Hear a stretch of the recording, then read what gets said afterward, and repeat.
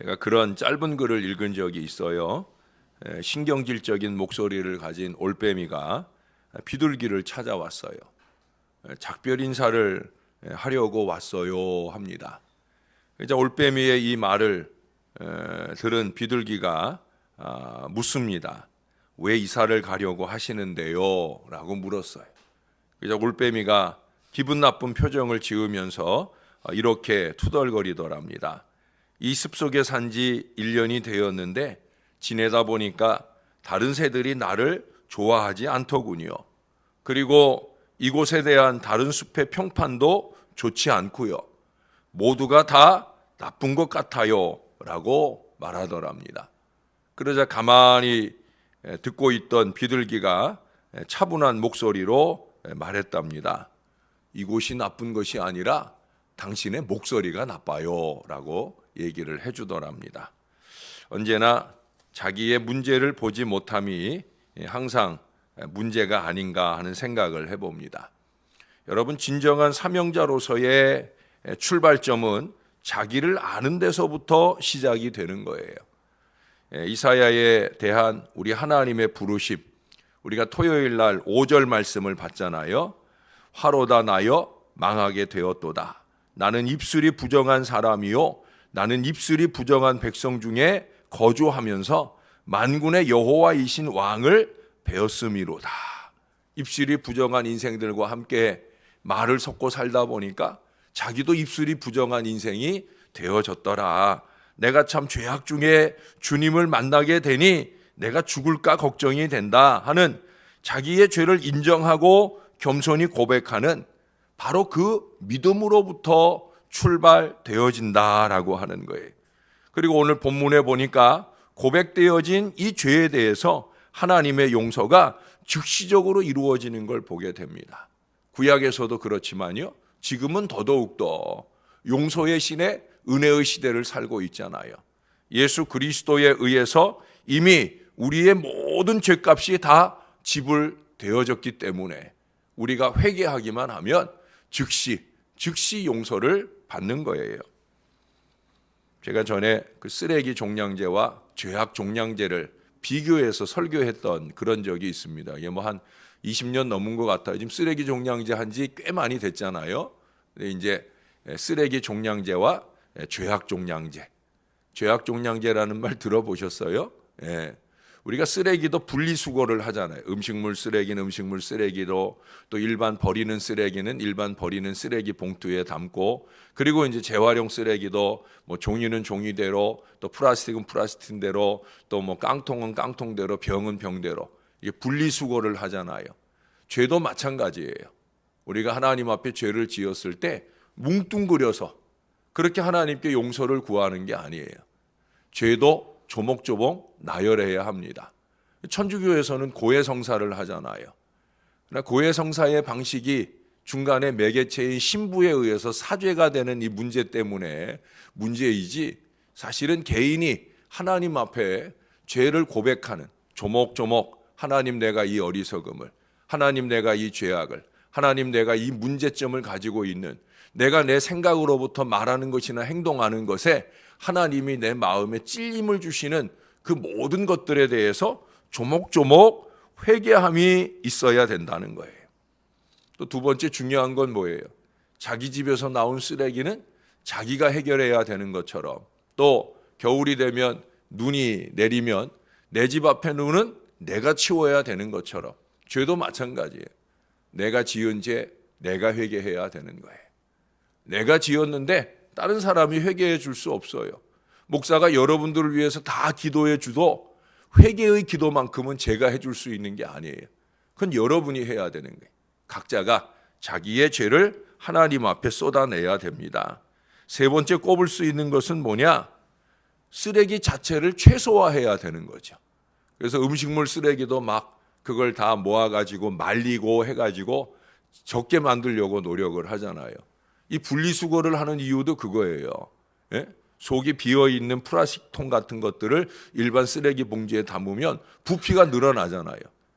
저도 제 방에서 물을 마시거나 할 때가 있는데, 물을 마시고 나면은 또 집에서도 마찬가지예요. 제가 플라스틱 병을 버릴 때는 물 다 마셨을 때는 그걸 뚜껑을 열고 꼭 눌러가지고 그 눌러진 상태에서 제가 뚜껑을 닫아서 그래서 제가 제 방에 플라스틱 병 아마 우리 제 방에 청소하시는 분들은 제 방에 있는 쓰레기 분리해 놓은 거 보시면 아마 아실 거예요. 플라스틱 병은 그렇게 꼭 눌러가지고 납작하게 만들어서 부피를 최소화하는 거죠. 쓰레기를 줄이는 거예요. 마찬가지예요, 여러분. 죄도 자꾸 회개하면 용서받을 수 있지 이 마음이 아니라 아예 회개할 죄를 만들지 않는 그 마음으로부터 삶을 살아야 된다는 거예요. 우리 말씀을 한 군데 찾아볼까요? 마가복음입니다. 마가복음 7장 20절에 예수님께서 말씀하셨습니다. 마가복음 7장 20절입니다. 한번 찾아보세요.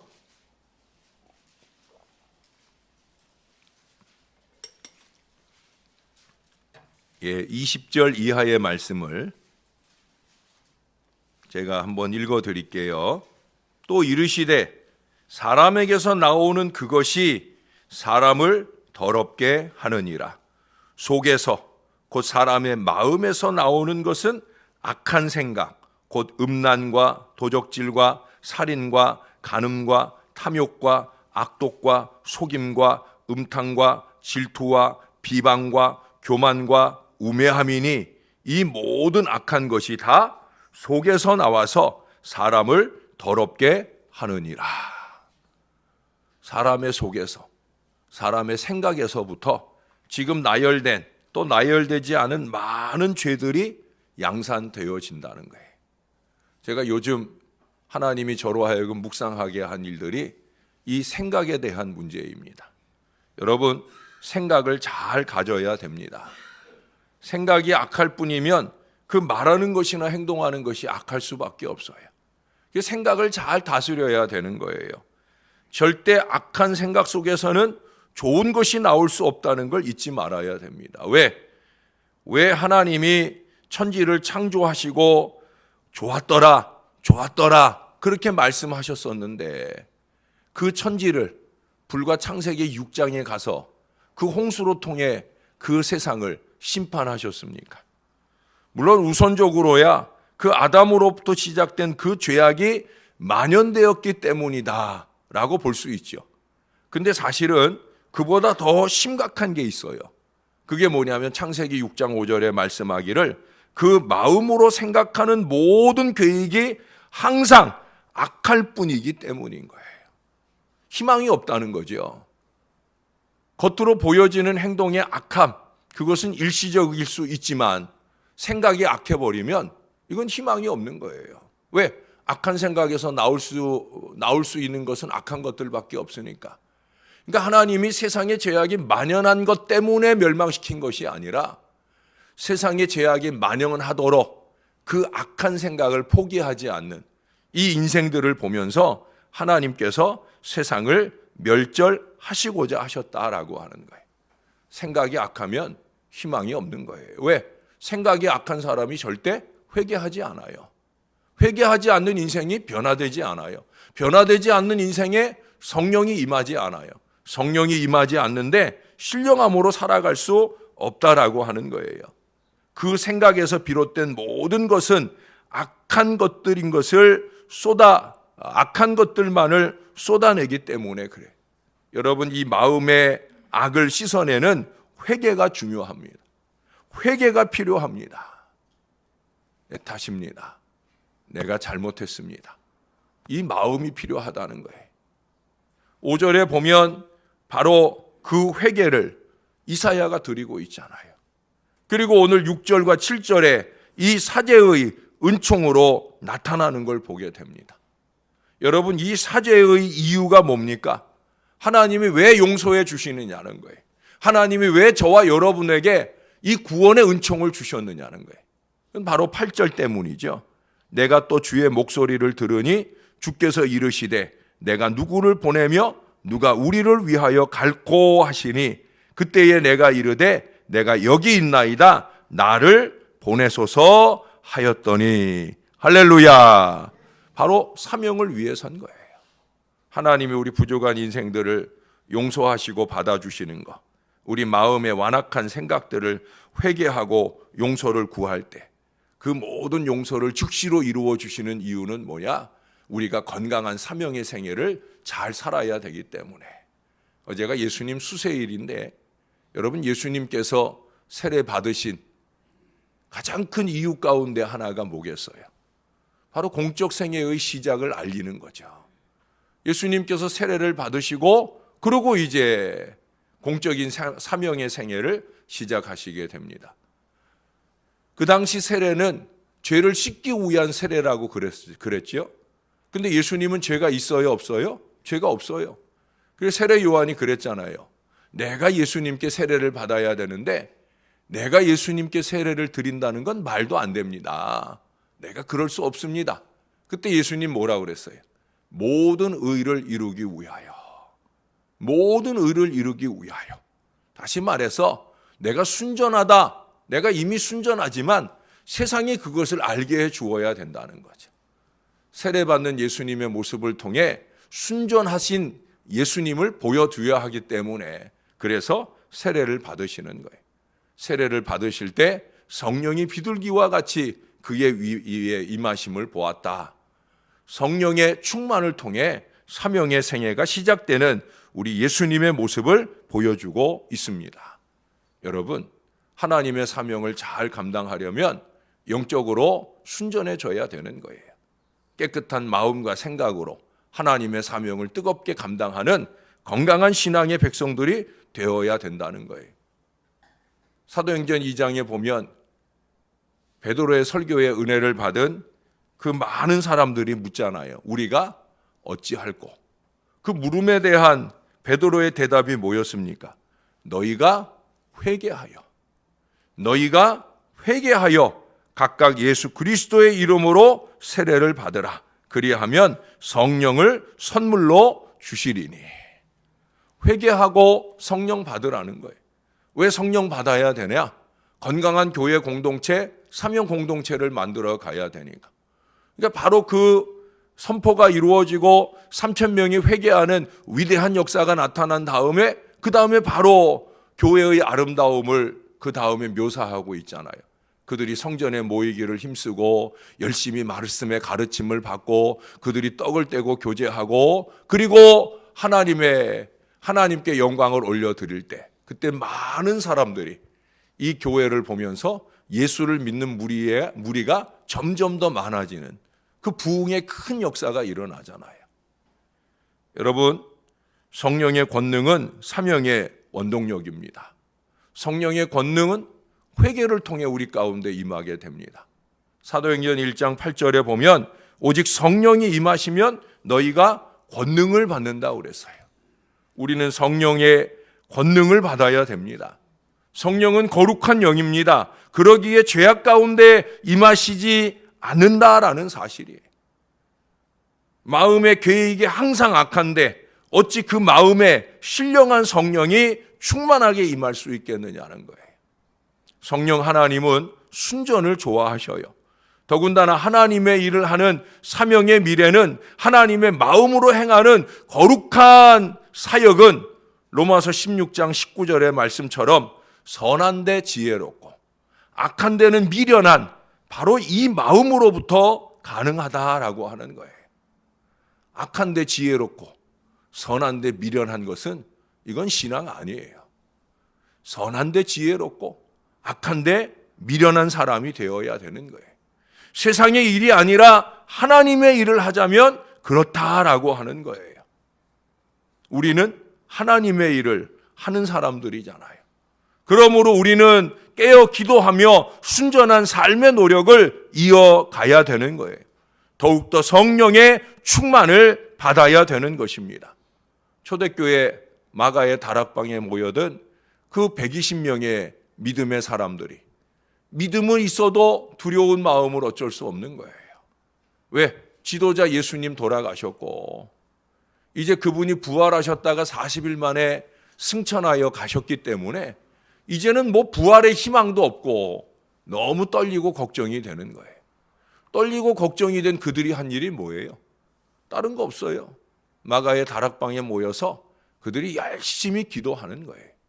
기도하는 중에 회개도 되고 기도하는 중에 순전도 되고 그렇게 준비된 10년 가운데 성령의 충만한 강림의 역사가 그들 가운데 임하게 되어지잖아요. 성령이 충만하게 임하게 되고 나니까 그들이 어떻게 했어요? 떨치고 나갔어요. 예? 사명에 충실한 생애를 살았다는 거예요. 두려움 없이 많은 사람들 앞에 하나님의 복음을 전해요. 그 복음 전한 것 때문에 감옥에 갇히고 때리고 매맞음을 당하는데 그래도 여전히 베드로가 말하잖아요. 내가 사람들의 말을 듣는 게 옳겠느냐? 하나님의 말씀을 듣는 게 옳겠느냐? 내가 니들한테 맞아 죽을지언정 나는 하나님의 말씀을 하나님의 말씀대로 말할 수밖에 없다. 그것이 베드로와 초대교회의 신앙이에요. 사명에 충실하겠다는 거죠. 왜 그게 가능해요? 성령의 충만을 받았기 때문에 그렇다라고 하는 거예요. 사랑하는 여러분, 우리도 그런 공동체가 되어야 합니다. 먼저 기도지기가 되어야 되는 거예요. 자신의 부정을 회개해야 하고 성령의 충만을 받아야 되는 거예요. 그런 마음으로 우리가 세상에 나가 전도지기의 사명을 감당할 수 있을 때 그 사명의 생애를 힘차게 살아가게 될 줄로 믿습니다. 결국 그와 같은 역사를 통해 사도행전 29장에 이 귀한 역사를 써내려가는 그 귀한 은혜가 저와 여러분을 통해 힘차게 나타나게 될 줄로 믿습니다. 또 한 주간을 시작합니다. 이 아침, 이 새벽에 하나님 내 안에 정결한 마음을 주시옵소서, 순전한 생각을 주시옵소서, 그 안에 성령의 충만을 주시옵소서. 이 간절한 믿음의 기도로 이 한 주간도 주 안에 승리하고 사시는 사명의 백성들이 되시기를 예수님의 이름으로 간절히 축원합니다. 기도하겠습니다. 좋으신 아버지, 아버지의 은혜를 감사합니다. 교회가 2020년을 시작하고 2020년대 10년의 역사를 시작하면서 하나님의 은혜를 간절히 구하는 이 귀한 시기를 지나게 하시니 참으로 감사합니다. 우리도 준비되게 하옵소서. 이사야처럼 제대로 된 사명의 생애, 담대한 사명의 생애를 살기 위하여 우리도 회개할 일은 없는지, 내 마음속 악한 생각 버릴 일은 없는지 회개할 무릎을 꿇을 수 있게 도와 주시옵소서. 죄악의 종량제처럼 우리의 죄악을 조목조목 회개하고 씻어낼 수 있게 도와 주옵소서. 우리의 순전함 속에 임하는 성령의 충만이 우리 가운데도 넘쳐나게 도와 주옵소서. 기도 없이 성령 없습니다. 기도해야 합니다.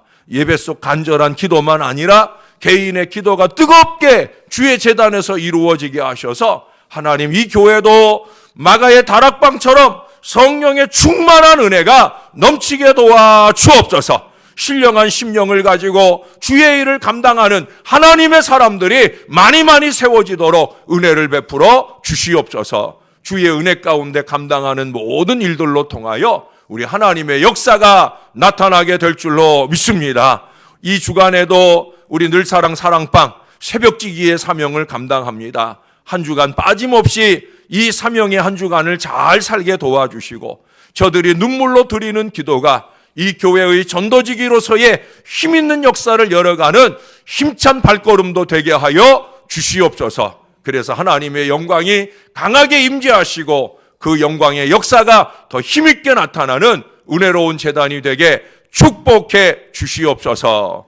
아버지, 오늘과 내일 양일간 우리 교역자들이 수련회를 갑니다. 저희 없는 동안에 새벽도 섬기고 기도로 이 교회를 지켜내는 우리 장로님들이나 모든 주의 자녀들을 은혜로 지켜 주시옵소서. 다녀오는 저희도 원거리 다녀오는데 하나님 그곳에서 이 복음을 위해서 순교한 여종의 그 사명 생애를 다시 한번 깨닫고 느끼게 하시고 12 사도들의 행적을 만들어 놓은 모든 곳을 밟으며 돌아다닐 때 우리의 마음에 뜨거운 은혜가 임하게 도와 주옵소서. 올 한 해 교회의 역사를 앞장서 이끌고 갈 우리 모든 교육자들의 마음이 뜨거운 사명감으로 채워지는 은혜의 여정이 될 수 있도록, 안전한 여정이 될 수 있도록, 행복한 여정이 될 수 있도록 은혜를 더하여 주시옵소서. 오늘도 감사합니다. 예수님 이름으로 기도합니다. 아멘.